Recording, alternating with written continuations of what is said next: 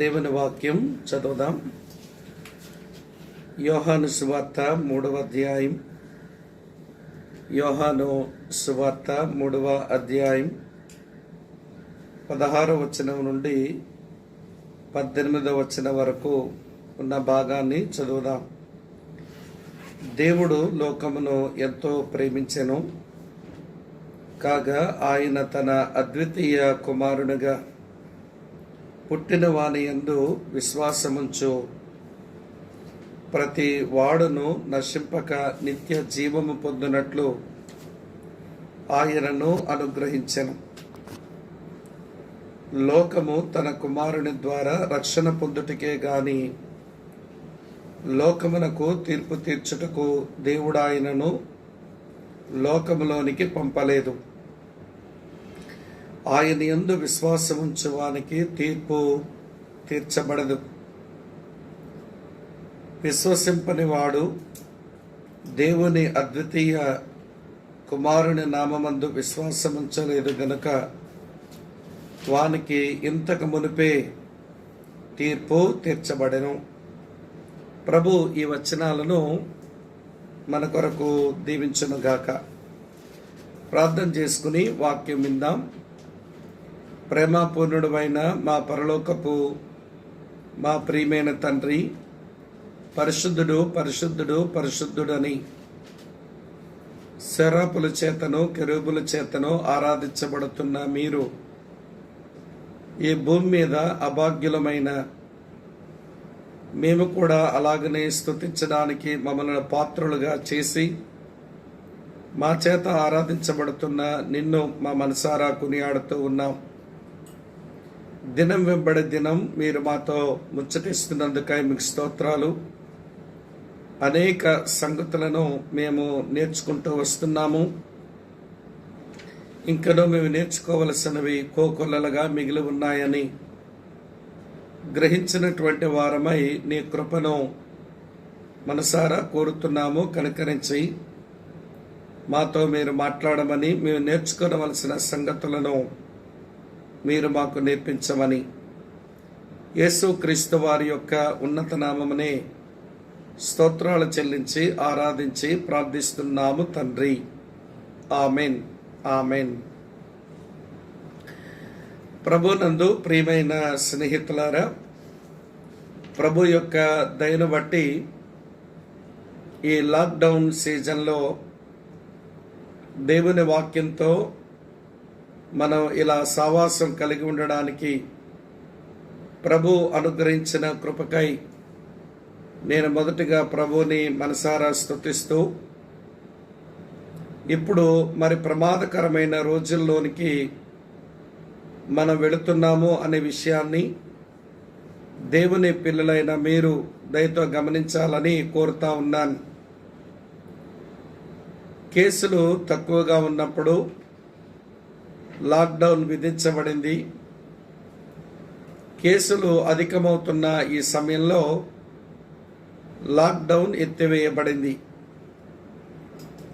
ఇలా ఎందుకు జరిగిందో కొంచెం మనసు పెట్టి మనం ఆలోచిస్తే, ఇక ప్రభుత్వమే ఏమీ చేయలేని పరిస్థితులకు వచ్చిందా? మనుషులు వారి బాధ్యతను వారే నిర్వర్తించుకొని ఎవడి జాగ్రత్త వాడు పడాలి, జాగ్రత్త లేనివాడు మరణిస్తాడు, జాగ్రత్త కలిగిన వాడు బ్రతికే బట్టగట్టి ఉంటాడు అని ప్రభుత్వమే అలా విడిచిపెట్టిందా అన్నట్టుగా నేడు పరిస్థితులు మనకు కనబడుతూ ఉండగా, ఏదైతే ప్రభుత్వం వైద్యులు మనకు సూచనలు ఇస్తూ ఉన్నారో వాటిని జాగ్రత్తగా పాటించి మన ఆరోగ్యాన్ని కాపాడుకోవలసిన క్లిష్టమైన గడియల్లో ఉన్నాము అని మీరు దయతో గమనించాలని మీకు మనవి చేస్తున్నాను. జాగ్రత్త లేకుండా విచ్చలవిడిగా మనం ఉంటే చాలా చేదు ఫలితాలు మనం ఎదుర్కోవలసి ఉంటుంది. వైద్యానికి ఎంతో ధనం ఖర్చు అయ్యేటువంటి పరిస్థితులు అవి. రోగం వస్తే మళ్ళీ బ్రతికి బట్ట కడతామనే దానికి ఆధారాలు లేని పరిస్థితులు అవి. కాబట్టి ఇలాంటి క్లిష్టమైనటువంటి గడియల్లో ఎవరిని గూర్చిన శ్రద్ధ వారే కలిగి ఉండాలి అని మరోసారి నేను మీ సహోదరునిగా తెలియచేస్తూ ఉన్నాను. మంచిది. మనం తీర్పు తీర్చే దేవుడు అనే శీర్షికలో ఇప్పటికి మనం 13 సందేశాలు మనం వింటూ వచ్చాం. ఈ 13 వర్తమానాలు కూడా పాత నిబంధన గ్రంథంలో కనబడినటువంటి ఆ దేవుని తీర్పులు గూర్చినటువంటి ప్రస్తావనలు మనం నేర్చుకుంటూ వచ్చాం. ఈ రోజు నుంచి మనం నూతన నిబంధన గ్రంథంలో ఉన్నటువంటి దేవుని తీర్పులు, ఆ తీర్పులలో తీర్పు తీర్చే దేవుని గురించినటువంటి ఆలోచనలు మనం చేయవలసి ఉంది. అయితే ప్రియులారా, మత్తయి సువార్త నుంచి మళ్ళీ ప్రకటన గ్రంథం వరకు మనం ఆలోచిస్తే ఒక 7 ప్రధానమైన తీర్పులు ఉన్నట్టుగా మనకి కనబడుతుంది. ఆ 7 ప్రధానమైన తీర్పులు మనం ఒక 7 రోజులు మనం అధ్యయనం చేయాల్సి ఉంటుంది. అయితే ఈరోజే దాని గురించిన కొంత సమాచారం నేను మీకు ఇవ్వదలిచాను. నూతన నిబంధనలో మేజర్ జడ్జిమెంట్స్, ప్రధానమైనటువంటి పెద్ద తీర్పులే ఉన్నాయి. ఇక చిన్న చిన్న తీర్పుల గురించి మనం మాట్లాడుకోలేము, కానీ ప్రధానమైనటువంటి పెద్ద తీర్పులు 7 ఇంకా ఉన్నాయి. ఆ 7 మొదటిది పాపంపై దేవుని యొక్క తీర్పు. అది కలువరి శిలువ మీద యేసుక్రీస్తుపై జరిగింది. ఇక పాపానికి ఇక తీర్పు లేదు, పాపానికి తీర్పు అయిపోయింది. మళ్ళీ మానవ జాతి పాపాన్ని గూర్చి దేవుడు మరలా తీర్పు తీరిస్తే దేవుడు చాలా అన్యాయస్తుడవుతాడు. కనుక కలువరి శిలువలో యేసుక్రీస్తు మీద పాపమునకు తీర్పు జరిగిపోయింది. దాని గురించి మనం ఈరోజు అధ్యయనం చేస్తాం. అటు తరువాత రెండవ తీర్పు ప్రతిష్ఠించబడిన వారిపై తీర్పు. ఆయనందు విశ్వాసముంచి సత్యమందు ప్రతిష్ఠ చేయబడిన దేవుని యొక్క సంతానం అనబడిన ప్రతిష్ఠించబడి ప్రత్యేకించబడిన వారి మీద దేవుని తీర్పులు ఉన్నాయి. అవి ఎలా వస్తాయో, దానికి దేవుని పిల్లలంగా మనం ఎలా స్పందించాలో అది కూడా నేను మీకు జ్ఞాపకం చేస్తాను. అలాగనే మూడవ తీర్పు పరిశుద్ధులపై తీర్పు. సంఘం ఎత్తబడిన తరువాత పరిశుద్ధులందరూ క్రీస్తు న్యాయపీఠం ఎదుటకు రాగా జరిగేటువంటి తీర్పు అది మూడవ తీర్పు. నాలుగవ తీర్పు పిల్లలపై తీర్పు. 7 సంవత్సరాలు ఈ శ్రమలు జరుగుతుండగా దేవుడు తన పిల్లలైన యాకోబు సంతానం మీద ఆయన తీర్పు తీర్చనై ఉన్నాడు. ఆ తీర్పు ఇంకా జరుగుతుంది, అది ఇంకా సంభవించలేదు. దాని గురించి కూడా మనం అధ్యయనం చేస్తాం. అటు తరువాత 5వ తీర్పు పాలించబడే వారి మీద తీర్పు. మెస్సియా ఈ భూమి మీదకు వచ్చే రాజ్యస్థాపన చేసినప్పుడు అన్య జనాంగం అంతటికీ ఆయన తీర్పు తీరుస్తాడు. వారు ఆయన చేత పాలించబడే వారు. ఇందులో గొర్రెల్లాంటి వాళ్ళు ఉన్నారు, ఇందులో మేకల్లాంటి వారు ఉన్నారు. కాబట్టి ప్రియమైన స్నేహితులారా, ఇది అన్య జనాంగానికి తీర్పు అని కూడా అంటారు. అది 5వ తీర్పు. 6వ తీర్పు పడిపోయిన దేవదూతల మీద తీర్పు. ఇప్పటికే దేవదూతల మీద దెబ్బ పడినట్టుగా చాలా సంగతులు మనం చూస్తూ వచ్చాము. ఇక చివరి తీర్పు మనం వారి గురించి మనం అధ్యయనం చేస్తాం. అది 6వ తీర్పు. అటు తరువాత చివరి తీర్పు ధవల సింహాసనవ తీర్పు 7వది. అదేమిటి అంటే పాపులపై తీర్పు. పాపానికి క్షమాపణ తెచ్చిపెట్టబడింది, అంగీకరించండి అని చెప్పినా కూడా ఆ క్షమాపణను అంగీకరించక, క్రీస్తును హత్తుకోక, మారు మనస్సు పొందక మిగిలిపోయి చనిపోయినటువంటి వారు ఆ ధవల సింహాసనం దగ్గరకు వచ్చి వారు తీర్పులో నిలబడతారు. అది అంతిమ తీర్పు, చివరి తీర్పు. కనుక ఈ 7 తీర్పులు మన నూతన నిబంధన గ్రంథంలో మనం అధ్యయనం చేస్తాం. మరోసారి జ్ఞాపకం చేస్తాను, వినండి. పాపముపై తీర్పు, ప్రతిష్ఠించబడిన వారిపై తీర్పు, పరిశుద్ధుల మీద తీర్పు, పాలించబడే వారి మీద తీర్పు, పిల్లలపైన తీర్పు, పడిపోయిన దేవదూతల మీద తీర్పు, చివరికి పాపుల మీద తీర్పు. ఈ 7 ప్రధానమైన తీర్పులు నూతన నిబంధన గ్రంథంలో మనం అధ్యయనం చేస్తాం.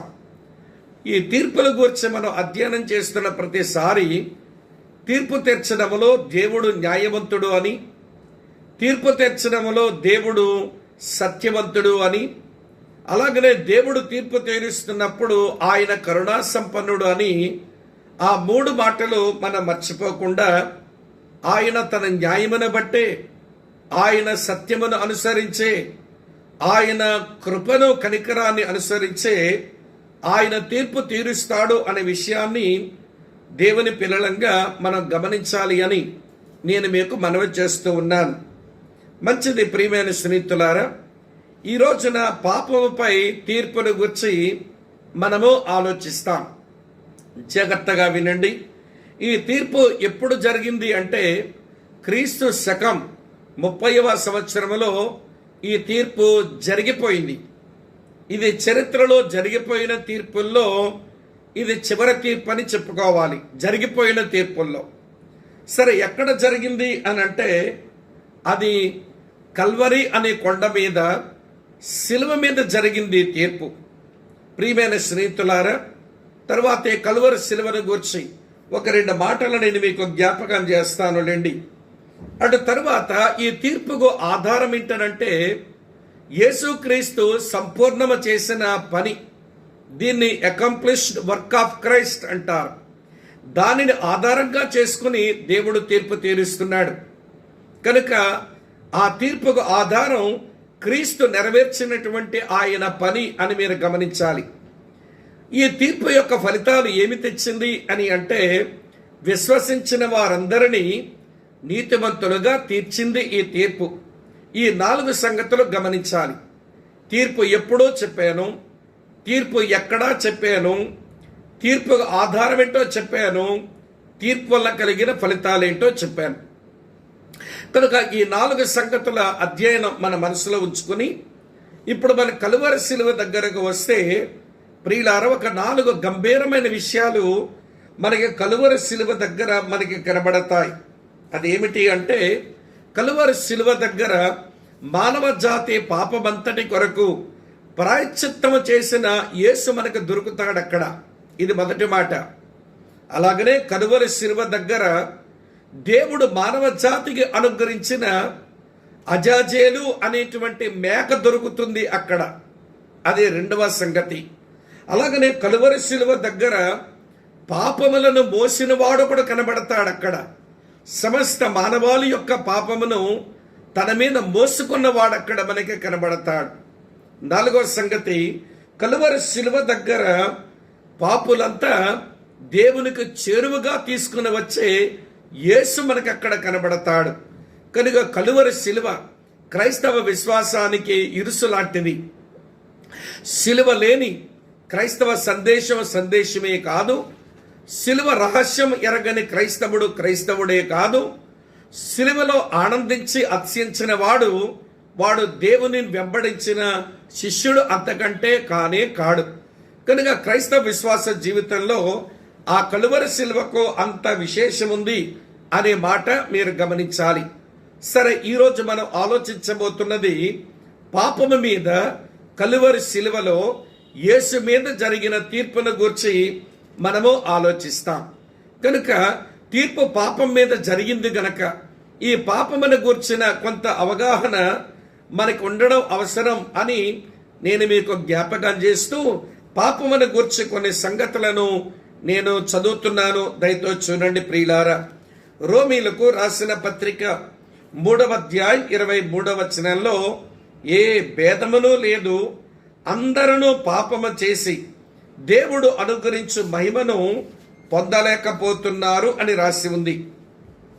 ఈ 23వ వచనంలో చెప్పబడిన పాపము అనేటువంటి మాటకు అర్థం మిస్సింగ్ ద మార్క్ లేదా హమరట అని అన్నారు.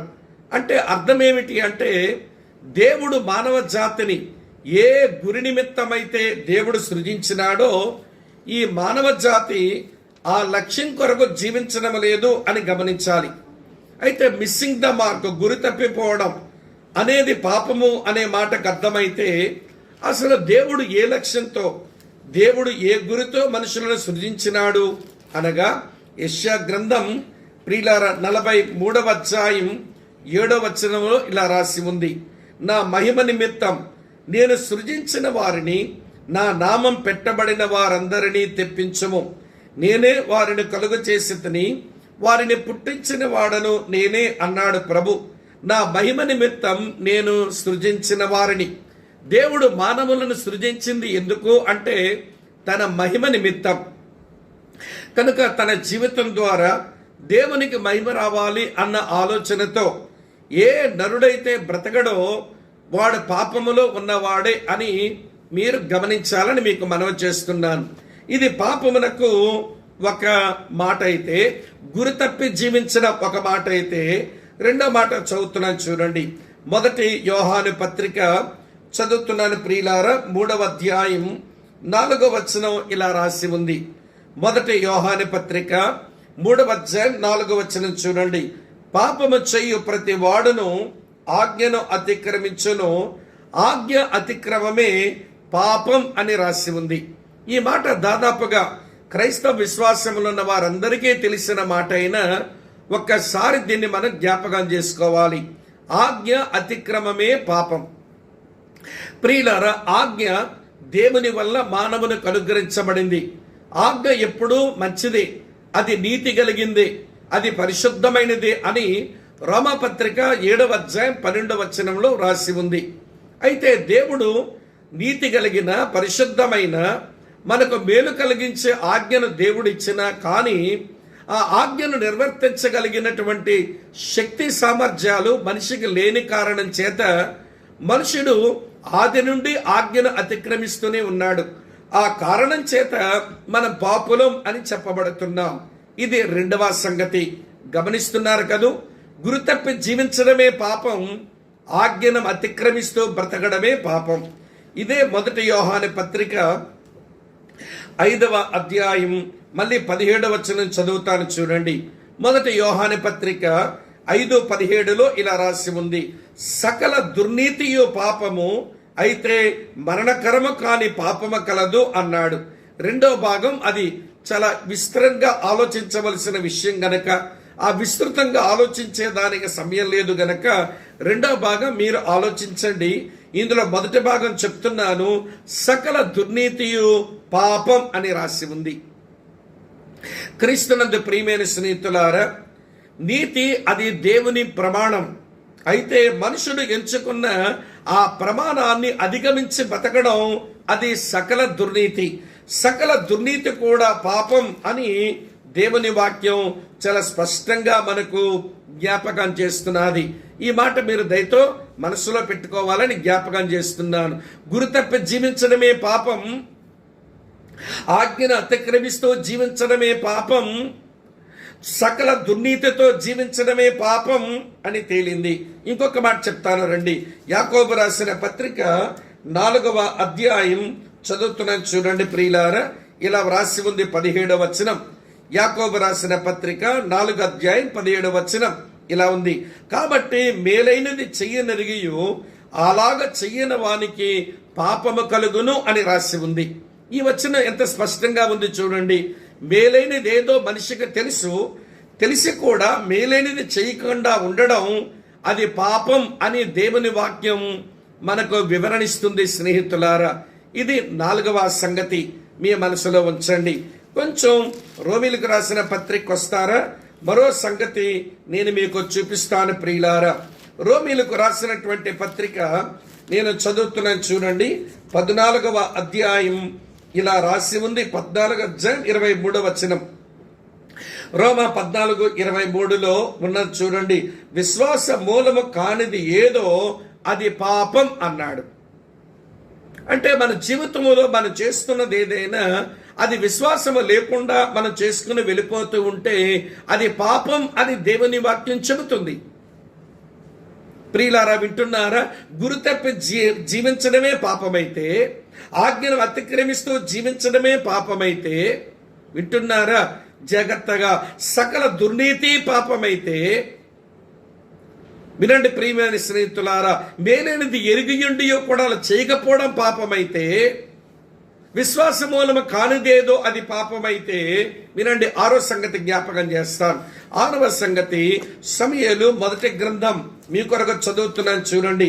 సమూయేలు మొదటి గ్రంథం 12వ అధ్యాయంలో ఇలా వ్రాసి ఉంది ప్రియులారా, 23వ వచనం. సమూయేలు మొదటి గ్రంథం 12వ అధ్యాయం 23వ వచనం. నా మట్టుకు నేను మీ నిమిత్తం ప్రార్థన చేయుట మానుట వలన యెహోవాకు విరోధముగా పాపము చేసిన వాడను అగుదును అన్నాడు.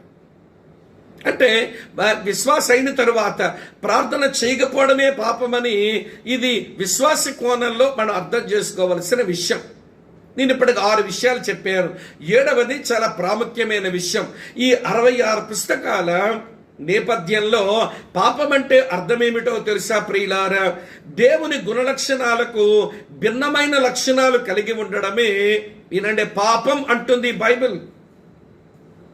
అదే బైబిల్ యొక్క అంతర్లీనంగా ఉండేటువంటి అర్థం. దేవుని గుణలక్షణాలకు భిన్నమైన లక్షణాలతో జీవించడమే పాపం. దేవుడు ప్రేమ గలవాడు కదా, నువ్వు దుర్మార్గంగా జీవిస్తే నువ్వు పాపములో ఉన్నట్టే. దేవుడు సత్యవంతుడు కదా, నువ్వు అబద్ధములో ఉంటే పాపములో ఉన్నట్టే. ఇట్లా వినండి ప్రియుల, దేవుని గుణలక్షణాలకు భిన్నమైన లక్షణాలు ఏవి మన జీవితంలో చోటు చేసుకున్నా మన పాపములో ఉన్నట్టే అని బైబిల్ చెబుతుంది. దీన్ని బట్టి అదైవిక లక్షణాలు అనగా దైవిక లక్షణాలు కానివి మన లోపల ఉంటే మన పాపములో ఉన్నట్టే అని లేఖనము చెబుతుంది ప్రియులారా.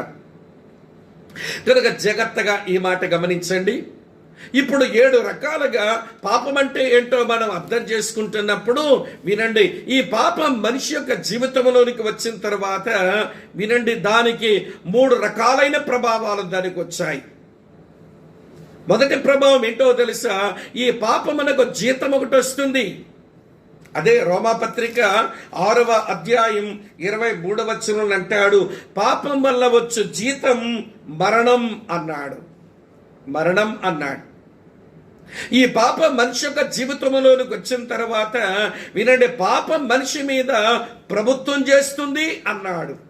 ఇదే రోమాపత్రిక 6వ అధ్యాయం ప్రియులారా 14వ వచనంలో చూస్తాం, పాపం మీ మీద ప్రభుత్వము చేయదు అన్నాడు. దేవుని బిడ్డల విషయంలో దేవుని దగ్గర రాకపోతే వినండి, వారి జీవితంలో పాపం వారి మీద ప్రభుత్వం చేస్తూనే ఉంటుంది. పాపానికి జీతం ఉంది, పాపం యొక్క ఏలుబడి ఉంది. 3వ సంగతి ఏంటనంటే పాపం యొక్క కాలుష్యము ఉంది. ఏ రోజునైతే సృష్టిలో పాపం ఆరంభించబడిందో పాపం యొక్క జీతం మానవ జీవితంలోకి వచ్చింది. పాపం యొక్క ఏలుబడి మానవ జీవితంలోకి వచ్చింది. పాపం యొక్క కాలుష్యం మానవ జీవితంలోనికి వచ్చింది. ఇప్పుడు ఈ పాపం పరిశుద్ధుడైన దేవుని ఎదుట ఇది తీర్పును పొందవలసిందే. అది ఆయన తీర్పు కిందకు రావలసిందే. అయితే ఇక్కడ ఒక మాట వినండి. నేను యోహాను సువార్త 3వ అధ్యాయం 16, 17, 18 వచనాలు చదివినప్పుడు 17వ వచనంలో మనం ఏమి చదివినామంటే, యేసుక్రీస్తు లోకానికి వచ్చింది లోకమునకు తీర్పు తీర్చడానికి కాదు, లోకాన్ని రక్షించడానికే వచ్చాడు. కానీ అటు తరువాత ఎప్పుడైనా కానీ ఆయన తీర్పు తీర్చడానికి సర్వాధికారం పొందిన వాడని యోహాను సువార్త 5వ అధ్యాయం 22 నుంచి 24 వచనాల్లో చూస్తాం. ఈ తీర్పు మాత్రం ఆయన తీర్చడం లేదు, పాపమునకు తీర్పు తండ్రే తీరుస్తున్నాడు. అయితే ప్రియులారా, ఎవరి మీద తీర్పు తీరుస్తాడు? పాపంపై తీర్పు దేవుడు ఎవరి మీద తీరుస్తాడు అనగా, పాత నిబంధన గ్రంథం అంతట్లో కూడా పాపమునకు తీర్పు బలి అర్పణల మీద జరిగింది. కొన్ని బలి జంతువులు, అమాయకపు జంతువులు ప్రియులారా, అజ్ఞానపు జంతువులు ఆ బలి తీయడానికి దాన్ని తీసుకుని వస్తుంటే అవి ఇష్టం లేకుండా లాక్కుండి వచ్చి దాన్ని బలిచ్చే వాళ్ళు గనక ఆ బలి జంతువులతో పాపక్షమాపణ కొరకు ప్రాకులాడారు పాత నిబంధన పరిశుద్ధులు. అయితే ఒక్క మాట వినండి, ఆ బలి అర్పణలు ఏవి కూడా దేవుని సంతోషపరచలేదట. ఆ బలి అర్పణల వలన మనిషికి పాప క్షమాపణ సంపూర్ణంగా దొరకలేదు అని లేఖనమే చెబుతున్నది. చూడండి, నేను జ్ఞాపకం చేస్తాను. హెబ్రీలకు రాసినటువంటి పత్రిక 10వ అధ్యాయం చదువుతున్నాను, చూడండి ప్రియులారా. హెబ్రీ పత్రిక 10వ అధ్యాయం 4వ వచనం ఇలా ఉంది: ఎలయనగా ఎడ్ల యొక్కయు మేకల యొక్కయు రక్తము పాపములను తీసివేయుట అసాధ్యం అని రాసి ఉంది. అందుకనే దేవుడు ఆ బలి అర్పణలలో ఆయన ఆనందించలేదు. ఎడ్ల యొక్కయు మేకల యొక్కయు రక్తం మనుషులకు పాపక్షమాపణ తెచ్చిపెట్టలేదు, మనుషులకు పాపజ్ఞప్తి లేకుండా చేయలేదు, మనుషుల హృదయంలో ఉన్నటువంటి మనస్సాక్షికి దోషారోపణ లేకుండా చేయలేకపోయినాయి. ఆ కారణం చేత ప్రియమైన స్నేహితులారా, దేవుణ్ణి సంతోషపరచలేని బలి అర్పణలు అవి వచ్చాయి. ప్రతి సంవత్సరము బలి అర్పణ చేసుకొని క్షమించబడ్డాయి అనుకొని మళ్ళీ పాప ప్రాయశ్చిత్తార్థ పండుగ వచ్చినప్పుడు మళ్ళీ పాపాన్ని మళ్ళీ గిఫ్ట్గా తెచ్చుకొని మళ్ళీ బలి అర్పణ చేసుకుని ఏటేటా వారు బలి అర్పణ చేస్తూనే ఉన్నారు. ప్రధాన యాజకుడు సేవ చేస్తూనే ఉన్నాడు. అయితే సర్వ మానవాళి యొక్క పాపము మీద దేవుడు తీర్పు తెచ్చినప్పుడు ఈ బలి జంతువుల మీద తీర్పు అది జరగలేదు. ఆ బలి జంతువుల వలన దేవుడు సంతోషించలేదు. అయితే వినండి, దేవునికి అంగీకారమైన మరొక బలి పశువు వచ్చింది. ఆ బలి పశువుని గురించి మీ కొరకు చదువుతాను, చూడండి ప్రియులారా. ఇలా వ్రాసి ఉంది 5వ అధ్యాయం హెబ్రీ పత్రిక 10వ అధ్యాయం 5వ వచనంలో ఇలా ఉంది: కాబట్టి ఆయన అనగా యేసు ఈ లోకమందు ప్రవేశించినప్పుడు ఇలాగ చెప్పుచున్నాడు, బలియు అర్పణయు నువ్వు కోరలేదు గాని నాకు ఒక శరీరాన్ని అమర్చితివి, పూర్ణ హోమములను పాప పరిహారార్థ బలులను నీకు ఇష్టమైనవి కావు. అప్పుడు నేను గంధపు చుట్టలో నన్ను గూర్చి వ్రాయబడిన ప్రకారము, దేవా నీ చిత్తము నెరవేర్చుటకు ఇదిగో నేను వచ్చి ఉన్నాను. బలులు అర్పణలు పూర్ణ హోమములు పాప పరిహారార్థములు నీవు కోరలేదనియు అవి నీకు ఇష్టమైనవి కావని పైన చెప్పిన తరువాత ఆయన నీ చిత్తము నెరవేర్చుటకు ఇదిగో నేను వచ్చి ఉన్నానని చెప్పుచున్నాడు. దేవునికి ఇష్టమైన, దేవునికి అంగీకారమైన ఒక బలి పశువు వచ్చింది. వినండి ప్రియమైన స్నేహితులారా, లేవీకాండం మనం 16వ అధ్యాయాన్ని చదివినప్పుడు ఇశ్రాయేలు ప్రజలు వారి పాపక్షమాపణ కొరకు బలి అర్పణ చేస్తూ ఉన్నప్పుడు 2 మేకపిల్లల మీద చీటీ వేసి బలి అర్పణ కొరకైన మేకపిల్ల పాపములు మోసుకుని పోయి ఇవ్వండి మేకపిల్ల అని అజాజేలను చీటీ వేసి ఒక మేకపిల్లను బలి కొరకు అర్పించారు. మరో మేకపిల్లను పాపాలు మోసుకుని వెళ్ళిపోయేలాగా అరణ్యములో వదిలిపెట్టేవాళ్ళు. కానీ నా యొక్క, నీ యొక్క, మనందరి యొక్క, సమస్త మానవాళి యొక్క పాప క్షమాపణ కొరకు ఇప్పుడు ఇవ్వండి దేవుని తీర్పును పొందేటువంటి ఈ గొర్రె పిల్ల, ఆ ఇవి గొర్రె పిల్ల తెలుసా? యోహాను సువార్త 1వ అధ్యాయం 29వ వచనంలో బాప్తిసమిచ్చి యోహాను ఒక మాట అన్నాడు, ఇదిగో లోక పాపములు మోసుకుని పోవు దేవుని గొర్రె పిల్ల. ఈ గొర్రె పిల్లే పాపక్షమాపణ కొరకు బలైన వాడు. ఈ గొర్రె పిల్లే పాపములను మోసుకుని పోయేటువంటి వాడు. మళ్ళీ ఈ గొర్రె పిల్లే ప్రధాన యాజకుడుగా తానే మన పాపములకు పరిహారము చేసినటువంటి ప్రధాన యాజకుడు. ఎంత విడ్డూరంగా ఉంది చూడండి. బలైన గొర్రె పిల్ల ఆయనే, మన పాపములు మోసుకుని పోయిన గొర్రె పిల్ల ఆయనే. ఆయనే తన స్వరక్తముతో దేవుని సన్నిధికి వెళ్ళి మన పాపములకు శుద్ధీకరణ చేసిన వాడు కూడా ఆయనే. హెబ్రీ పత్రిక 1వ అధ్యాయం 3-4 వచనాల ప్రకారం. కాబట్టి ప్రియమైన స్నేహితులారా, 7 రకాలుగా మనుషులు పాపము చేసిన వాడుగా ఉండగా వాడి పాపములకు జీతం ఉంది. వాడి పాపం వాడి మీద ఏలుబడి చేస్తూ ఉంది. వాడి జీవితంలో వాడున్న వాతావరణంలో పాప కాలుష్యమే ఉంది. ఇటువంటి పాపానికి దేవుడు తీర్పు తెచ్చడానికి తన కుమారుడిని లేక ప్రభువైన యేసుక్రీస్తును ఆ శిలువ మీద ఆయన వదులుకోవలసి వచ్చింది. ఆదాము దగ్గర నుంచి వినండి ప్రియమైన స్నేహితులారా, ఆయన సృష్టిలో చివరి మానవుని వరకు పాపం చేసిన ప్రతి వాని యొక్క పాపము నిమిత్తమై ఆయన శిలువలో బలియాగము చేసి ముగించి ఆయన శిలువలో సమాప్తమైనది అని చెప్పాడు. ఆయన శిలువలో చేసిన పనికి ఇక మనం ఏమీ కలపాల్సిన అవసరం లేదు. ఆయన శిలువలో బలై ఆ దేవుని తీర్పుని పొంది ఆయన సంపూర్ణం చేసినటువంటి పని వలన ఏమి ఫలితం వచ్చిందో ముందే చెప్పాను. అది మళ్ళీ ఒకసారి జ్ఞాపకం చేస్తాను.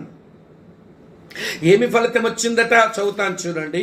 రోమీలకు రాసినటువంటి పత్రిక 4వ అధ్యాయంలో ఇలా వ్రాసి ఉంది మిత్రులారా. రోమీలకు రాసినటువంటి పత్రిక 4వ అధ్యాయం చదువుతున్నాను చూడండి. 25వ వచనం, ఆయన మన అపరాధముల నిమిత్తం అప్పగించబడి మనము నీతిమంతులముగా తీర్చబడుటకై లేపబడెను. మనుషుల అందరి యొక్క పాపము యొక్క తీర్పును ఆయన అనుభవించి ఆయన కొట్టబడిన వాడై ఆయన పాప ముద్దలాగా తయారై ఆయన శాపగ్రస్తుడై ఆ శిలువ మీద దరిద్రుడై ప్రియులారా మానవ జాతి పొందవలసిన ఆ పాపపు తీర్పును ఆయనే అనుభవించి ప్రియమైన స్నేహితులారా ఆయన ఏం చేస్తున్నాడట, మన అపరాధములకు క్షమాపణ రావడానికి చనిపోయాడు. ఆయన పాతిపెట్టబడి 3వ దినము తిరిగి లేచిన తరువాత మిత్రులారా ఆలకించండి, మన నీతిమంతులుగా తీరుస్తున్నాడు. నీతిమంతులుగా తీర్చబడ్డామంటే 2 అర్థాలు ఉన్నాయి. పాపం యొక్క తీర్పు శిలువలో జరిగిన కారణం చేత మనం నీతిమంతులుగా తీర్చబడితేమి అంటే 2 అర్థాలు ఉన్నాయి. అందులో మొదటి అర్థం ఏంటో తెలుసా, యు ఆర్ జస్టిఫైడ్ అంటే నీలో నాకు ఏ నేరమో దోషమో కనబడడం లేదని వినండి ఒక న్యాయమూర్తి చెప్పడం. ఇది లీగల్ టర్మ్. జస్టిఫైడ్ అనే మాట అది లీగల్ టర్మ్. దేవుడే నిన్ను యు ఆర్ జస్టిఫైడ్ అన్నాడు. ఎందుకో తెలుసా, నువ్వు తప్పు లేనివాడవని కాదు, నీ పాపమునకు చెల్లించవలసిన జరిమానా ఒక ఆయన చెల్లించాడు.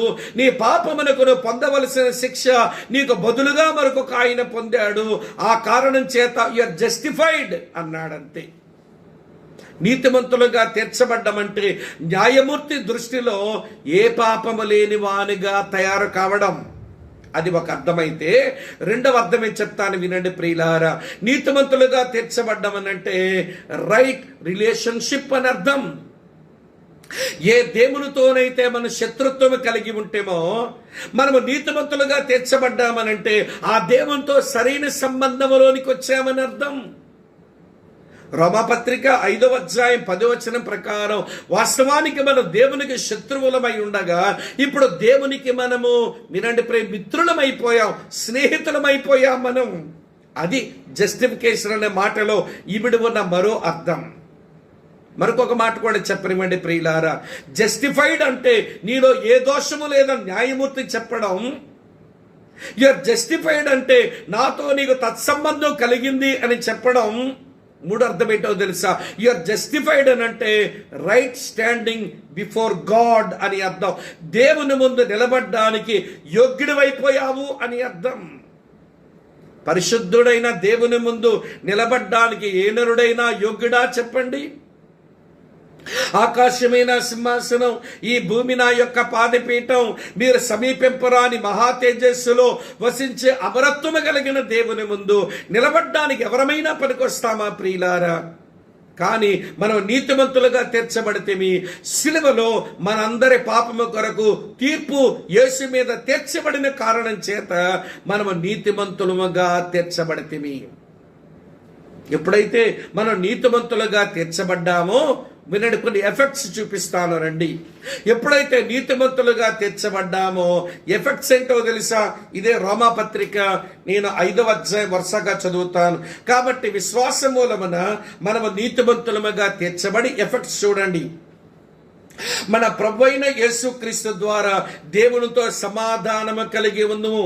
పీస్ విత్ గాడ్, దేవునితో సమాధానం వచ్చింది ఒక మాట. నెంబర్ 2, రెండో చూడండి, మరియు ఆయన ద్వారా మనము విశ్వాసం వలన ఈ కృపయందు ప్రవేశము గలవారమై, అంటే entry into the grace of God. అది రెండో మాట. Peace of God, grace of God. దేవునితో సమాధానం వచ్చింది, దేవుని కృపలో ప్రవేశం వచ్చింది.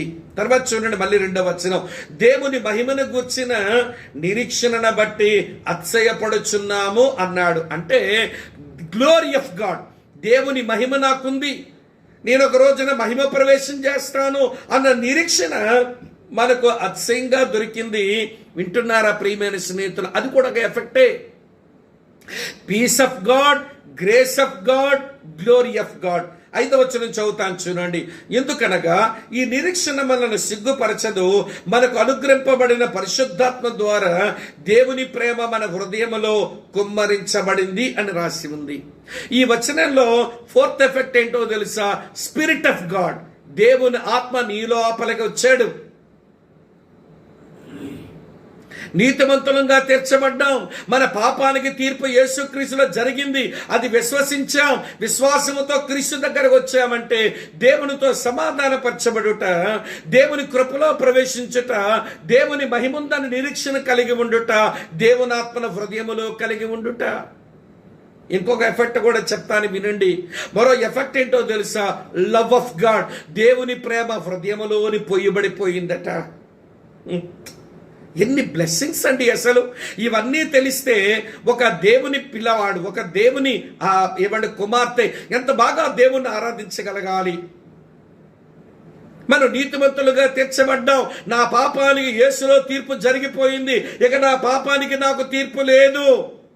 నేను నీతిమంతురాలుగా తీర్చబడితిని, నేను నీతిమంతునిగా తీర్చబడ్డాను, నాకు దేవునితో సమాధానం వచ్చింది, నేను దేవుని కృపలో ప్రవేశించేశాను, నా కొరకు దేవుని మహిమ ఉంది, నాలోనికి దేవుని ఆత్మ వచ్చింది, నాలో దేవుని ప్రేమ ఉంది అని ఎరిగిన ఏ క్రైస్తవుడు ప్రభువుని ఆరాధించకుండా ఉంటాడో మీరే చెప్పండి. కనుక ఈ 5 ఎఫెక్ట్స్ పొందినటువంటి వాడికి పౌలిచ్చే మరో పేరేంటో తెలుసా? అది చెప్పి నేను ముగించేస్తాను ప్రియులారా. 2వ కొరింథీ పత్రిక 5వ అధ్యాయం 17వ వచనంలో, కాగా క్రీస్తు యేసునందున్న వారు నూతన సృష్టి అన్నాడు, పాతవి గతించెను, ఇదిగో క్రొత్తవాయెను. ఒక న్యూ క్రియేషన్. వినండి, ఒక నూతన సృష్టి. నేను యేసుక్రీస్తునందు నేను నూతన సృష్టి, పాతవన్నీ గతించిపోయాయి. ఆ పాత జీవితం జీవించిన కాలము చాలు. ఆ పాడు రోత జీవితం, దానికి నేను స్వస్తి పలికాను, ఒక నూతన జీవితం క్రీస్తులో ఆరంభించాను అని ఆనందించలేకపోతే మన క్రైస్తవ జీవితం అంత అర్థవంతంగా సాగుతున్నట్టు కాదు ప్రియమైన స్నేహితులారా. కనుక రండి, ఈ రాత్రి వేళ మళ్ళీ నా పాపానికి దేవుడేదో నాకు తీర్పు తీరుస్తాడు అని భయపడాల్సిన అవసరం లేదు. నీ పాపానికి తీర్పు నువ్వు పుట్టక మునిపే, నువ్వు ఇంకా ఏ పాపం చేయక మునిపే 2000 సంవత్సరాల క్రిందట ఆ కలువరి కొండ మీద యేసుక్రీస్తు మీద దేవుడు తీర్పు తీర్చాడు. మళ్ళీ పాపానికి మరోసారి తీర్పు తీర్చడు. అయిపోయింది. You are justified. నువ్వు విశ్వసించిన మాట నిజమైతే, నీ పాపాల విషయమై నువ్వు పశ్చాత్తాపడి మార్పు చెందిన మాట నిజమైతే నువ్వు నీతిమంతునిగా తీర్చబడితివి. గమనిస్తున్నారా ప్రియులారా? మీరు నూతన సృష్టిగా మారిపోయారు. ఈ 5 ఎఫెక్ట్స్ నీ జీవితంలో పొందిన వ్యక్తి వన్న ఆనందముతో ప్రభుని మనసారా ఆరాధించి ప్రియమైన స్నేహితులారా వినండి, ఇక ఒకటే ఉంది మన ముందు. అదేమిటో తెలుసా? నా యేసు నా కొరకు వచ్చినప్పుడు నేను నీతిమంతునిగా తీర్చబడ్డాను, ప్రతిరోజు పరిశుద్ధపరచబడుతున్నాను, ఆ రక్షణ ఆ మహిమ నా కొరకు వస్తుంది అన్న నిరీక్షణతో ఎదురు చూస్తూ బ్రతకడమే వినండి నిజ క్రైస్తవ జీవిత సారాంశం. అయితే ఒక్క మాట మిమ్మల్ని అడగాలి. అదేంటో తెలుసా? నీ పాపం ఏంటో నువ్వు గమనించావా? నేను 7 సంగతులు చెప్పాను. దేంట్లో నువ్వు మిస్ అయ్యావో చెప్పు చూద్దాం. దేవుడు ఏ గురితో సృష్టించాడో అందుకొరకే బతికావా? ఆజ్ఞను అతిక్రమించకుండా ఉన్నావా? నీతి కలిగిన బతికావా? దుర్నీతి లేదా నీ దగ్గర? విశ్వాస మూలము కాని పనులు చేయలేదా? మేలేది ఎరిగి కూడా చేయలేని వాడవు కావా? ప్రార్థనా జీవితంలో నేమి కలిగిన వాడవు కాదా? దైవిక లక్షణాలకు భిన్నమైన లక్షణాలు కలిగి ఉన్న వ్యక్తివి కాదా? ఏ విషయంలో నీవు బాగున్నావో చెప్పు చూద్దాం. ప్రియులారా వినండి, కులమేదైనా, జాతి ఏదైనా, మతమేదైనా ప్రతి నరుడు నేను చెప్పిన 7 విషయాలలో అతను దోషే, గిల్టీ, అతను నేరస్తుడే, దోషే. అయితే వినండి, అందరి దోషమును ఆయన మీద వేసుకొని మన దోషముల నిమిత్తమై ఆయన శిలువ మీద తీర్పును పొంది ఆయన మనకు నీతిని తెచ్చిపెట్టాడు. అదే 2 కొరింథీ పత్రిక 5:21 ఉన్న సారాంశం. నీతిని పొందిన నీవు, వినండి ప్రియులారా, యూఆర్ జస్టిఫైడ్ అన్నాడనంటే నీలో ఏ దోషము ఆ దేవుడు చూడడం లేదని గమనించు. ఆయనతో నీకు తత్సంబంధం వచ్చిందని గమనించు. అలాగని ఆయన ముందు నిలబడే యోగ్యత నీకు వచ్చిందని గమనించు. ఆ నీతిమంతులుగా తీర్చబడిన కారణం చేత ఏ ఎఫెక్ట్స్ అయితే నీకు వచ్చాయో, ఏ ఫలితాలైతే మనం పొందామో వాటిలో ఆనందిస్తూ అనుభవిస్తూ దేవుణ్ణి ఆరాధించి బ్రతుకుదాము. మన క్రీస్తులో నూతన సృష్టి.